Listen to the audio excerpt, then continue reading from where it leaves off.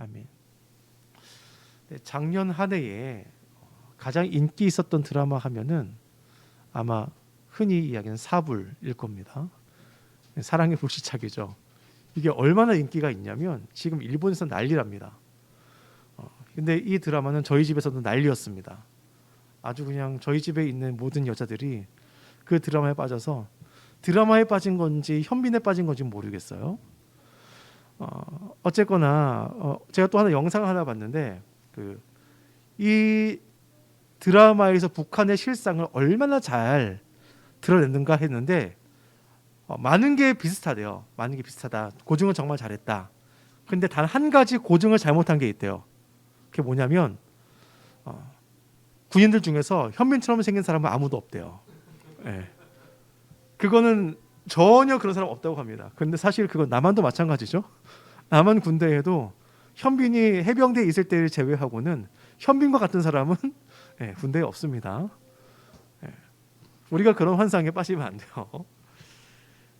근데 그 드라마 얘기 제가 왜 했냐면 그 드라마를 보면 그 여자 주인공이 북한에 가게 되어졌을 때 정말 자기가 이 남한에 있을 때에는 당연하다고 여기는 것들이 북한에서는 당연하지가 않은 거예요. 우리는 가스불 트면 가스불이 나오고, 그리고 또 스위치를 켜면 불이 언제나 켜지고, 이런 상황에서 살아가지만 그 나라에서는 샤워를 하려면은 뭐 비늘을 이렇게 막아가지고 뜨거운 통 속에 들어가야지 따뜻하게 이제 목욕을 할 수가 있고, 물을 데우려면 가마솥에 데워야 되고, 뭐 여러 가지 불편한 게 한두 가지가 아니에요. 또 마지막 장면을 가게 되면 북한 군인들이 남한에 왔다가 다시 돌아갔는데, 아니 불을 켰는데 불이 안 들어오는 거 보고 왜 불이 안 들어오지? 이게 맞는 거구나 이럽니다.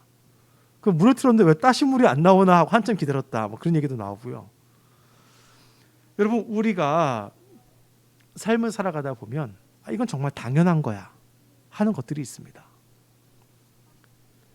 특히 우리가 또 당연히 우리 삶에서 이루어져야 된다라는 생각하는 것들이 있죠. 뭐 행복한 가정, 그리고 평범한 생활, 살고 있는 집, 뭐 심지어 뭐 자동차, 뭐 학생들 같은 경우에는 맛있는 음식, 반찬, 그 좋은 학교, 좋은 친구 관계들, 이런 것이 있을 수 있을 겁니다. 혹은 정신적인 것들이 있죠. 가족 간의 사랑, 우애, 관용, 국가 안에서의 정의와 공의, 공평. 우리는 이런 것들이 당연히 있어야 한다고 생각합니다. 또 우리 삶의 패턴도 마찬가지죠. 삶의 패턴에서 당연히 이루어져야 되는 건 어떤 게 있습니까? 뭐 교통법규 같은 것들. 당연히 이 차선을 지켜야 하죠. 당연히 신호등에 따라 우리가 진행을 해야 되죠. 차례를 시키는 것, 질서, 이 모든 것들이 사실 우리가 당연해야 합니다. 그런데 여러분, 근데 우리가 살아가는 이 삶 가운데 당연해야 되는 것들이 과연 얼마나 당연히 이루어지고 있습니까? 우리가 당연하다고 생각하는 것들이 사실 당연한 것이 한 개도 없습니다. 우리가 당연하다고 생각하는 그 모든 것들이 사실은 기적이고 은혜입니다. 제가 끔찍한 것 한 개 본 게 있는데 무엇이냐면, 일본에서 원전 기술자 둘이서 원자로에 들어갔다가 실수로 피폭이 되어졌어요. 완전하게 피폭이 되어졌어요. 그래서 이 사람들이 일주일 동안 죽는 과정을 나오는데, 참 이렇게 잔인한 게 그 사람들이 그렇게 되면 차라리 안락사 시키는 게 더 편하대요. 어떻게 방법이 없기 때문에. 근데 이 사람들이 죽어가는 그 과정을 통하여서 방사능이 우리 몸에 미치는 영향을 연구하기 위해서 일부러 그렇게 안 했다는 거예요. 정말 인간이 그 잔혹함은 말할 수 없죠. 어쨌든 간에 그 사람들이 일주일 동안 어떻게 되냐면, 처음에 멀쩡해 보여요. 피폭되어졌는데. 근데 방사능에 쏟았으니까 이 몸에서 유전자 변이가 일어나기 시작합니다. 그러니까 여러분, 우리 몸은 어떻게 이루어진지 아세요? 끊임없이 세포는 죽고 또 새로 생깁니다. 우리 이 피부에서 때가 벗겨지는 원리가 그 중에 하나예요. 그런데 이 세포가 죽었어요. 그럼 새로운 세포가 어떻게 해야 돼요? 생겨야죠. 그런데 방사능을 쓰였기 때문에 그 세포가 살아나지 않기 때문에 살점이 떨어져가기 시작합니다. 온몸이 피가 나고요. 막 몸이 뒤틀리기 시작하고 어마어마한 고통에 이 사람이 시달립니다. 여러분 사실 우리가 이렇게 우리 몸을 유지한다는 것 자체가 엄청난 기적 가운데서 일어나고 있다는 사실입니다. 우리가 당연히 여기는 것들이 하나라도 어긋나 보십시오. 당연한 게 우리가 은혜임을 알게 되어집니다. 우리가 이것을 가장 잘 발견하는 게 어디입니까? 우리가 질병에 걸렸을 때죠. 내가 건강한 것이 당연하다고 생각되어졌지만 내 몸 어딘가 아프기 시작하면 그것이 아니구나. 이것을 알게 됩니다. 근데 사람들은 이 당연하다 여기는 것을 또한 우리가 생각하고 있는 그 기본을 뛰어넘어서 어마어마한 것들을 이건 정말 당연히 나에게 주어져야 되지 라고 생각하기도 합니다. 오늘 우리가 본 이 말씀 아도니아가 왕위를 얻고자 하는 이 장면이 바로 그러합니다. 이 아도니아는 어떤 사람이냐면 다윗의 셋째 아들입니다. 첫 번째 아들이 누구였죠? 첫 번째 아들이 누구였죠? 암논이었습니다. 둘째 아들이 누구였어요? 압살롬이었어요. 근데 암논은 어떻게 되었죠? 암논이 압살롬에 의해서 죽습니다. 그럼 그 다음 왕위는 누가 될 것 같아요? 압살롬의 이 압살롬도 아버지에게 반란을 일으켰다가 죽어요. 이제 다윗은 늙었습니다. 죽을 날을 기다리고 있어요. 그 이야기 1장 1절부터 나오고 있습니다. 몸이 추워졌어요. 이불을 덮어도 따뜻하지 아니할 정도로 이 몸의 대사가 이루어지지 않는 상황이 되어졌습니다. 이런 상황에서 아버지의 죽음이 가까웠고 확실히 자기가 왕이 되고 싶어하는 이 아도니아가 아버지의 살 날 얼마 남지 않았을 때 자신이 왕이라 칭합니다. 자기가 당연히 왕이 될 거라 생각했습니다. 이 왕의 자리는 당연히 나의 것이라고 이 아도니아는 생각했습니다. 그게 당연하다고 생각했습니다. 근데 혹시 몰라요. 왜? 왕위는 늘 이 힘에 의해서 빼앗기기도 하기 때문에 그렇습니다. 그래서 이거 확실히 하기 위해서 지금 아버지에게 신뢰받던 사람들 요압과 그리고 제사장 아비아달과 같은 유력자와 손을 잡습니다. 그래서 자기가 확실하게 이 왕위를 얻고자 합니다. 당연히 여겼고 확실히 이것을 얻기 위하여 애쓰는 모습이 바로 오늘 본문의 모습입니다. 그런데 그 이후 11장에서부터 2장까지 이어진 이 기사를 통하여 아도니아가 당연히 여기는 것이 사실 맞는 거였나요? 아닙니다. 아도니아는 내가 왕위를 얻는 것이 당연하다 생각했을 수도 있겠지만 하나님 편에서 아도니아에게 가는 이 왕위가 당연한 것이 아니었습니다. 자기의 입장에서 당연한 것이지만 아도니아는 지금 가장 중요한 것을 빼먹었는데 왕은 누가 세우시는 겁니까? 하나님이 세우신다라는 사실을 그가 잊고 있습니다. 우리가 앞에서도 계속해서 봤었죠. 왕위는 하나님이 세우시는 겁니다. 그 권세는 하나님으로부터 오는 겁니다. 우리가 앞으로 이스라엘 역사에 나온 왕들을 또 볼 수 있겠지만 왕으로 세움받았다고 모두 다 그들이 하나님의 뜻대로 하는 것은 아니에요. 그러나 그런 왕들조차도 그 자리에 있게 하시는 것은 하나님의 뜻 가운데서 그들이 세움을 받았다는 사실입니다. 그래서 역사에서도 보면은 역대하 36장 26절에서 바사왕, 그러니까 우리가 흔히 역사로는 페르시아라고 알고 있는 나라죠. 그 페르시아 왕 고레스가 이같이 말하노라. 하늘의 신 여호와께서 세상 만국을 내게 주셨고 나에게 명령하여 유다 예루살렘의 성전을 건축하라 하셨나니 너희 중에 그의 백성된 자는 다 올라갈지어다. 너희 하나님 여호와께서 함께 하시기를 원하노라 하였더라. 고레스가 어떻게 고백합니까? 내가 이 자리에 있게 된 것은 누구의 은혜로 있게 되어졌다? 하나님의 은혜로 내가 왕이 되어졌다. 하나님을 믿지 않는 사람이었지만 그조차도 하나님을 인정하는 이야기를 그가 하게 되어집니다. 여러분, 하나님께서 주셔야 되는 자리를 아도니아는 당연히 내 거야 라고 생각합니다. 이런 아도니아의 행위는 당연히 숲으로 돌아갑니다. 하나님의 뜻에 따라 짧은 시간 안에 모든 것이 정리되고 아도니아는 추락하기 시작하죠.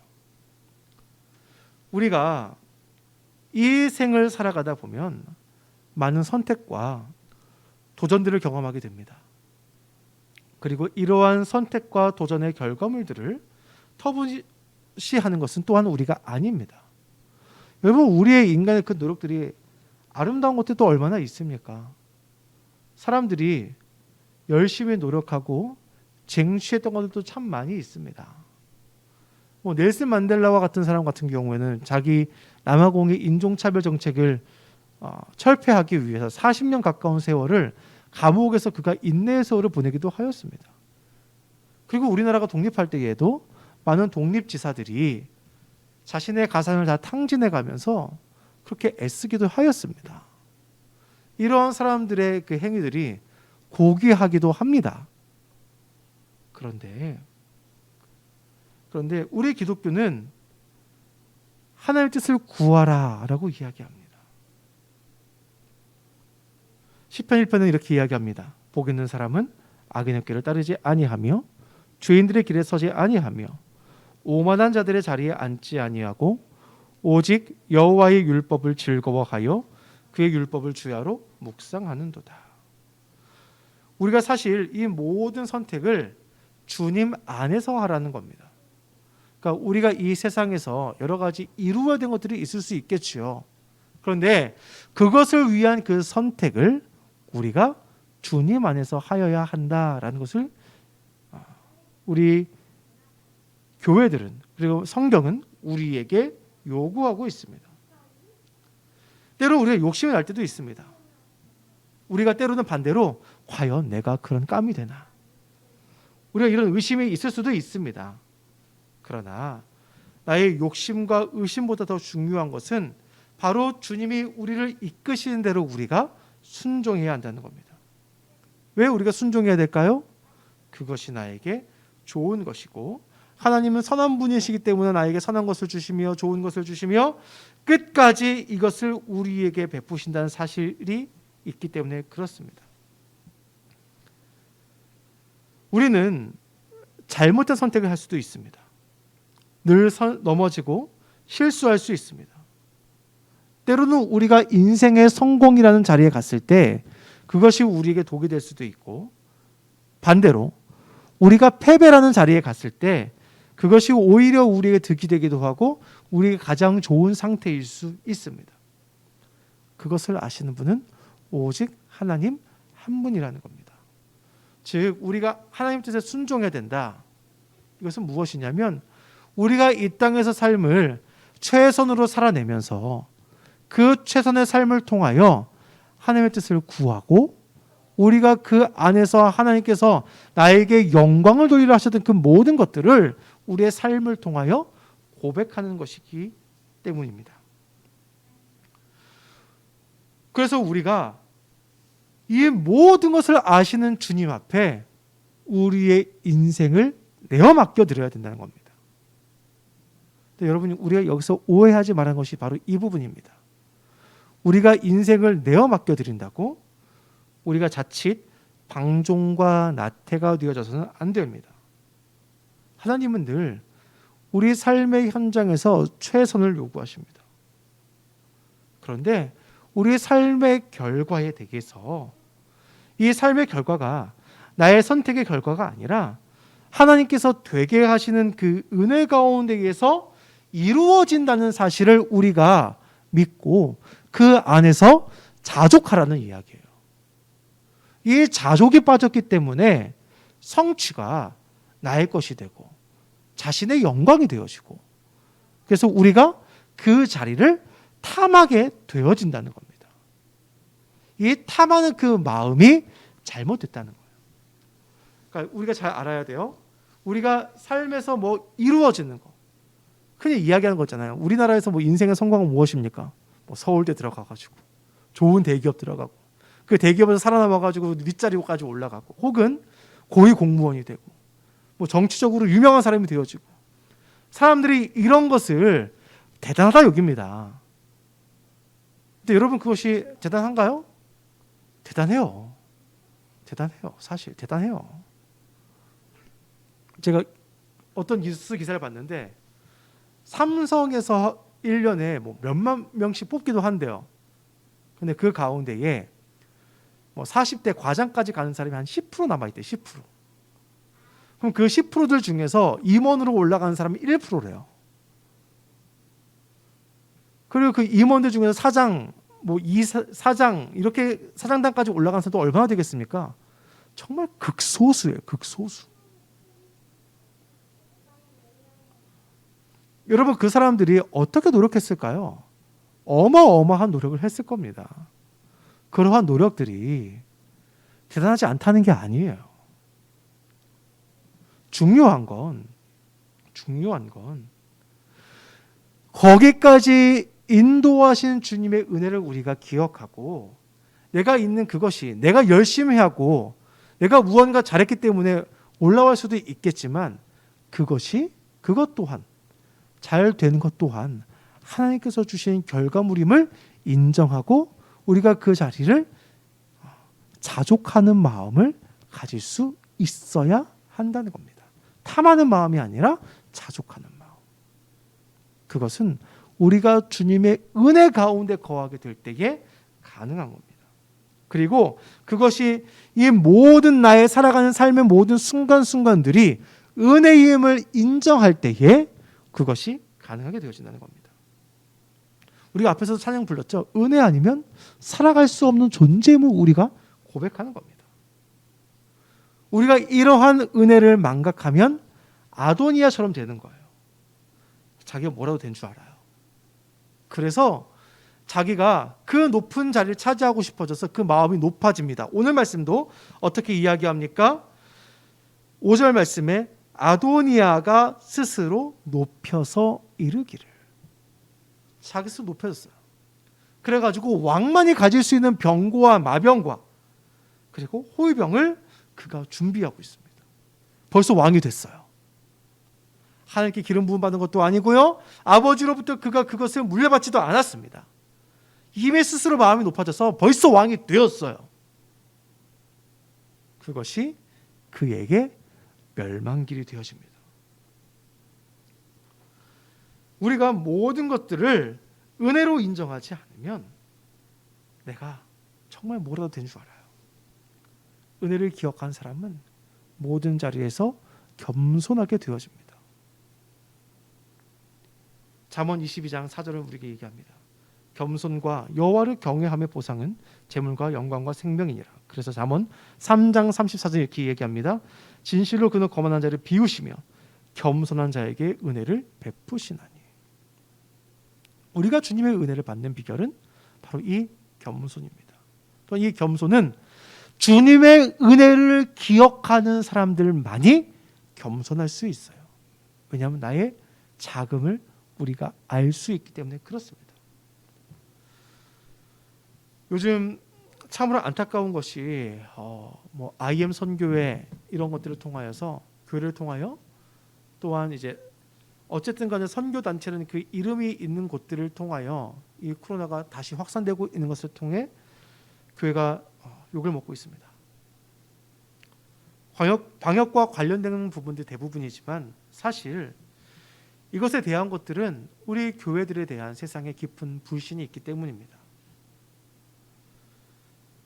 저는 왜 이런 불신이 있을까라는 생각을 해보았을 때 우리 교회들과 또한 우리 성도님들 사이에서 구원에 대한 잘못된 이해가 이 세상에게 이 교회를 오해를 사게 만드는 행동을 하게 되었다라는 생각을 하게 되어졌습니다. 바로 싸구려 복음입니다. 이 싸구려 복음은 무엇입니까? 예수 믿으면 너희가 구원을 얻었으니 그래 구원을 얻은 너희가 이제 그 복을 누리며 살아라. 근데 이 복이 무엇입니까? 이 복이 무엇인지에 대해서 여기서 싸구려 복음이 들어왔어요. 흔히 이야기하는 번영신화. 예수면 잘 되고 건강하고 잘 먹고 잘 살고, 그것을 우리가 이 땅에서 누리며 사는 것이 마치 진정한 복음인 것 같이, 우리 삶의 기적은 손을 얹으면 벽이 났고 손을 얹으면 방언하고, 이런 것들이 참된 기적이라 생각하고 우리가 살아갑니다. 그런데 여러분, 우리가 우리의 구원을 돌이켜보면 사실 참된 기적은 우리가 구원받았다는 그 사실 그 자체에 있습니다. 이거보다 더 위대한 기적은 없습니다. 어떻게 나 같은 죄인이 이 구원을 선물로 받을 수가 있을까? 여러분, 이거보다 더 큰 기적은 아무데도 없어요. 근데 이 기적을, 이 구원이란 선물을 우리가 너무나 당연한 것으로 여깁니다. 너무나 당연한 것으로 여기고 있습니다. 그래서 때로는 이 교회 안에 머물러 있고 있는 우리는 탕자의 비유에서 나오고 있는 형과 같이 우리가 선민의식에 가득 차 있기도 합니다. 그래서 우리 주변에 있는 때와 먼지가 묻은 사람들을 보며 손가락질하고 왜 저런 자가 이곳에 있느냐라고 외치기도 합니다. 우리 한국교회에서도 약간 그런 일이 있었어요. 어떤 일이냐면은 예전에 선교사님이 백정들을 전도해 왔어요. 여러분, 우리나라 조선시대 때 백정이 제일 천대받던 사람들이었습니다. 이 백정들이 교회에 오니까 어떻게 됐냐면요, 교회들이 쫓아내라는 거예요. 같이 예배드릴 수 없다는 거예요. 감히 어떻게 백정이 우리가 같이 앉을 수 있느냐. 그래서 성교사님이 화가 나셔가지고 그 백정들을 데리고 나가셔서 새롭게 교회를 개척하셨습니다. 그 교회가 서울에 있는 승동교회예요. 이 교회가 그 이후에 엄청난 부흥을 이루었습니다. 그리고 우리나라 최초의 의사가, 양의가 그 승동교회에서 나왔습니다. 근데 이 의사가 누구일까요? 사람들이 천대시하는 그 백정의 아들이었습니다. 이 은혜에 대한 깊은 감격과 이 은혜에 대한 감사가 사라졌기 때문에 사람을 어떻게 취급합니까? 세상과 똑같은 계급으로 취급합니다. 참된 구원의 감격과 기쁨과 그 은혜를 경험한 사람은 겸손할 수밖에 없습니다. 성경에서 늘 우리를 향하여 말하는 것이 무엇입니까? 너희가 바로 1만 달란트 빚진 사람들이다. 우리가 구원의 은혜를 얻었다는 것은 이러한 은혜를 얻은 사람이에요. 1만 달란트라는 그 빚을 탕감받은 사람. 여러분, 우리는 당연하다 여기는 것들이 사실 당연하지 않음을 기억하게 됩니다. 우리가 당연하다 여기는 것들 사실은 은혜로 우리에게 주어졌다는 사실을 우리가 기억해야 됩니다. 지금 이 어려운 시기는 우리가 그래서 더 겸손히 주님의 뜻을 물어야 하는 시기입니다. 여기서 우리가 탐욕을 부리고 악질을 부리고 악을 쓰는 시기가 아니라 오히려 겸손해져야 되는 시기입니다. 여러분, 바라기는 이 자리에 있는 우리 모두가 주님의 은혜를 다시 한번 깊이 묵상할 수 있기를 소망합니다. 그 은혜에 깊이 들어갈 수 있기를 소망합니다. 그러면 우리가 알게 될 겁니다. 내가 지금 누리고 있는 것들, 내가 지금 숨쉬고 있는 것, 내가 또한 여기서 주 앞에 예배드리는 건 이 모든 것들이 이것이 정말 기적이구나. 이것이 정말 감사의 제목이구나. 나의 삶에서 하나도 주의 은혜 없이는 이루어지는 것이 없구나. 우리가 이것을 깨닫게 되어질 것입니다. 바라기는 우리 모든 성도님들 것을 깨닫고 그러한 기쁨과 감사 속에서 살아갈 수 있기를 간절히 축원합니다.